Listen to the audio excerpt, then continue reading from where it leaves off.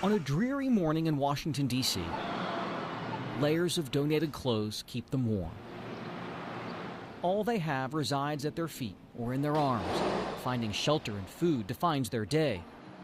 Dawood Proctor knows this struggle all too well. I mean, I see people come past and laugh at the homeless and you know, might look down on them, but if you really look at it, a lot of people ain't number one step away from being this way. Franklin Square is one of many places in the nation's capital inhabited by those without a home. And it sits just 2 blocks from 2 very different houses. To the west, the White House. To the east, Mayor Kebab House. This is Sunday morning. Owner Kazi Manan was in early on this particular day. With every dish, magic is that how much you had to stir it. He and his staff are preparing a special feast for customers at his Pakistani Indian restaurant. Potato, cauliflower, chicken, naan bread, chickpeas, and vegetable biryani. But these dishes are destined for an audience that's rarely welcome in elegant eateries. I knew about this place being here and passed it through my everyday travels. For the past few months, Manan has opened his restaurant to the homeless. Oh, we are blessed. Look, blessings are here. They're waiting for us to serve them. Isn't it amazing? Sometimes it comes in 15, 20. Sometimes they come like nobody. We are waiting. God, please send somebody, right? Nearly 20 people on this day, rainy, cold, and wet. Oh, came in from the elements for lunch. What you guys like to drink, tea or coffee? They're treated like any other guest. Tea, okay. What about you? Except for one key difference. Coffee. You, brother? They eat for free. Anytime, any day. Restaurant is open. You are most welcome. You are most welcome. You are our guest, just like other people. Anything you like with the menu or with the buffet, you're most welcome, eat free.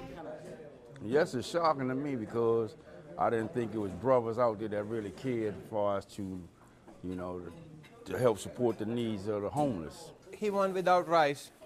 Give him a tandoori chicken. Give him a potato cauliflower, and give him, you want bread? So we appreciate this guy right here bringing us down to eat, because sometimes on Sundays it's slow. But sometimes we got to go around and beg, or try to sometimes, you know, we get a cup and try to make money, to try to find ourselves way out to eat, trying to survive out here. You guys are the most important guests for me. Manan's boundless optimism and love of food was not cultivated at a high-profile culinary institute. A lot of ginger and garlic paste. His desire to provide stems from a painful uncertainty that defined his childhood. Kazi Manan grew up on a farm in a small village in Pakistan. He had 9 siblings. We didn't have any electricity. We didn't have any running water. And the school was, believe me or not, was under the tree.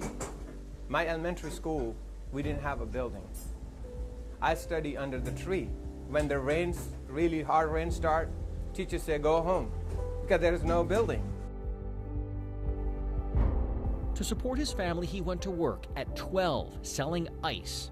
The best school was 4 miles away, so that's how far he walked to get a formal education. In 1996, at the age of 25, Manan says his visa was miraculously approved, so he borrowed money from a cousin for a plane ticket to America. He started as a cashier, earning $3 an hour at this gas station in one of the district's toughest neighborhoods.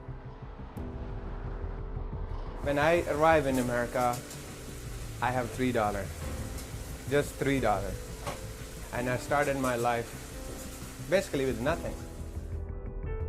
Hard work would alter the arc of his life. He says he worked double shifts, then multiple jobs. He saved up enough money to buy 1 limousine. The idea that a kid who came from nothing could one day drive the rich and powerful around in luxury inspired him even more. 1 limo turned into a fleet of vehicles. His business flourished enough that some 20 years later, he opened his own restaurant. That's called American dream. You know this is the only country where you say American dream, not in any other country. Wow. So yeah, he kind of understands. That's a good thing. Now that makes sense now? Yeah, it makes sense now. That make a lot of sense.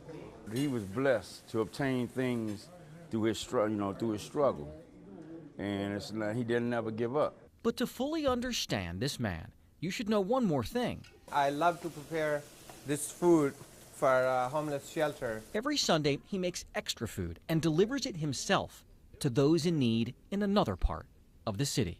Come and try. Manon connected a few months ago on social media with volunteers who now spend their Sundays dishing out hot meals to the homeless. And they make you feel that you are valued. For shelter regular Ron Verker, having hope on the Lord's Day means everything to him. It's huge. It's huge to know that I'm just this nothing, I'm nobody, but God thinks I'm somebody. Yes, thank you, yes.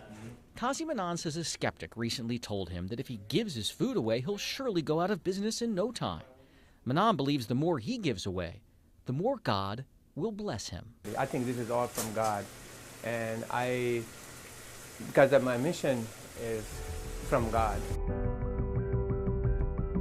He will always carry with him what his mother told him about holding tightly to his faith in the face of despair.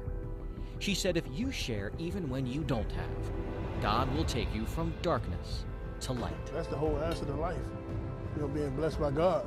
And God will help you, and I know He will. You know, you got to make the first step. He ain't gonna do everything for you. Jay Korf. In my heart, it feels a blessing. It's a blessing from God. ABC 7 News.